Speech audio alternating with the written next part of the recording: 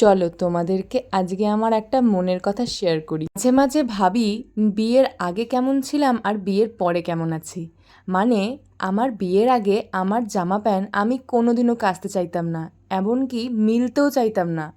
কিন্তু মা ওই যে জোর করে বলতো যা কাজ যা মেল। আর এখন এখন আমারটার সাথে সাথে আরও দুজন যোগ হয়েছে, তাদেরটা আমাকেই কাচতে হয়, আমাকেই মিলতে হয়, আর শুকিয়ে গেলে আমাকেই নিয়ে আসতে হয়।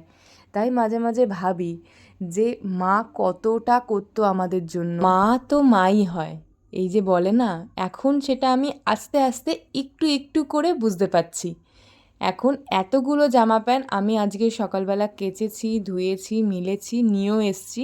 আগে মা যদি বলতো এটা কেচে দে, এটা মিলে দে, আমি বলতাম পারবো না, তুমি মেলো তো, তুমি তুমি মেলো। আর এখন আমি কাকে বলবো? নিজেরটা নিজেকেই তো করতে হবে, এটাই খুব স্বাভাবিক। তাই মায়ের কথা খুব মনে পড়ছিল। তোমাদেরও কি এরকম মনে হয় মাঝে মাঝে?